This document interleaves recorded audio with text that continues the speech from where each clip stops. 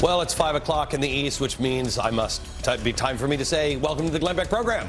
It's going to be a close race in Massachusetts, and guess who's poised to win it? Progressives. We'll tell you all about that. They're not being shy about stealing the election. I have unbelievable audio in a minute that I'm going to play for you in your living room, but honestly, it should be played in a courtroom.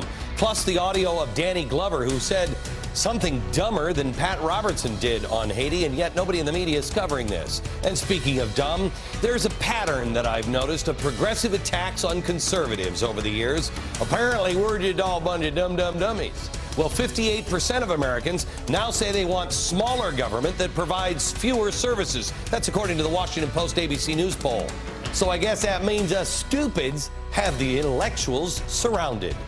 Come on, idiot. We got work to do.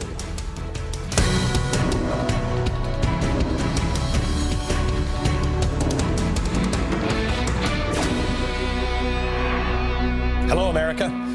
All eyes are on Massachusetts for the big election tomorrow. Who's going to fill Ted Kennedy's Senate seat? And that's a big seat to fill. Oh, the suspense is killing me.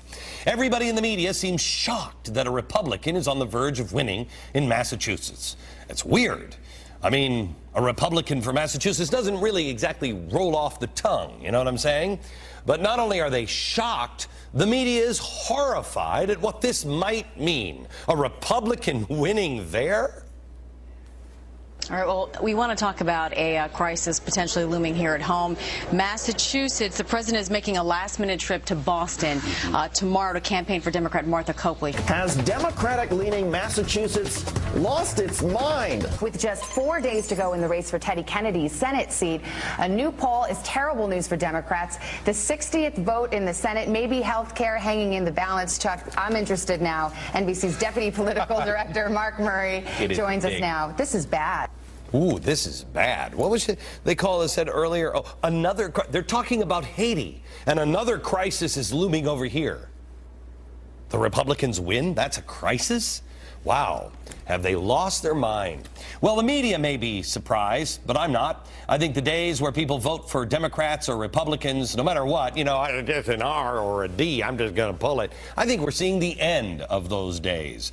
For so long, we bought into the R's and the D's. You know, we're really at a one-party system at this point.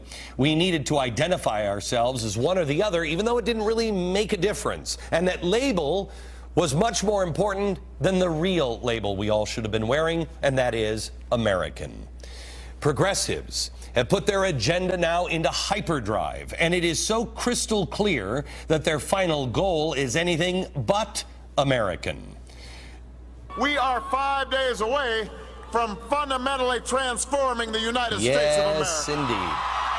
Fundamentally transforming America. Both Republicans and Democratic voters have heard that now and snapped out of their slumber. Because if there's one thing that I think all Americans, pretty much, from all political persuasions, left and right, well, we can unite on is, I don't really want to live in France. I mean, I think even Michael Moore agrees with that one, although Michael Moore, I think, just doesn't want us to be like France because he thinks Cuba would be better.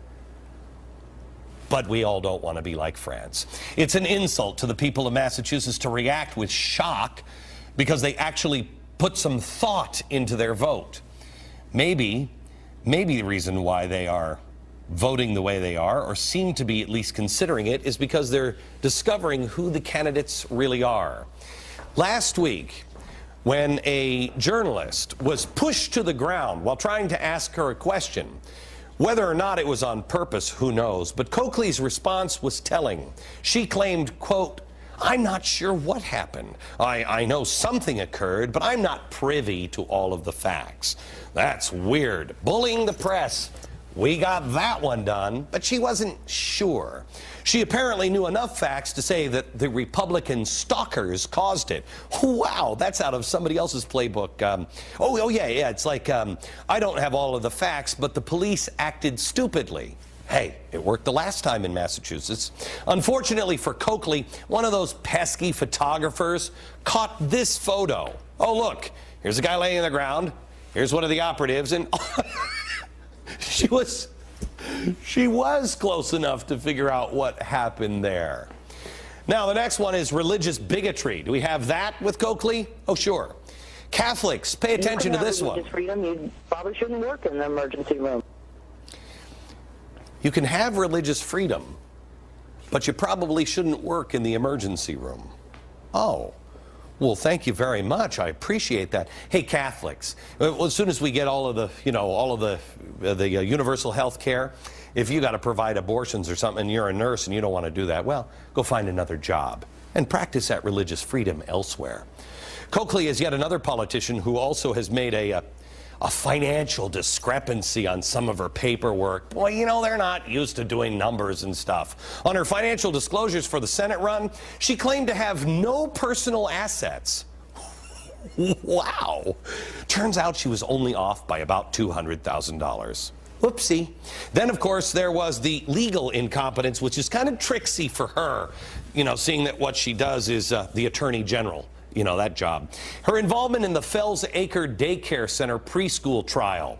It's a case that garnered national attention. You might remember it. 3 daycare workers were convicted on very weak accusations of child abuse. Even when judges overturned the convictions and the governor's board of pardons and paroles unanimously voted to commute Gerald Amirault, Coakley stuck by her story, despite the lack of evidence. She was trying to look tough on crime. Yeah. Tough on crime. You know what? If you're an attorney general and you're tough on crime, you know who would support you? Police, don't you think? Here she is, the attorney general, the head law enforcement figure in the state.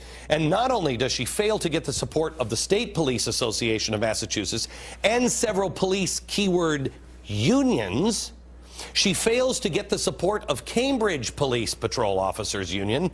That's weird because maybe they recognize some of that same language. I don't know who's at fault here. I don't have the facts, but I know the police acted stupidly.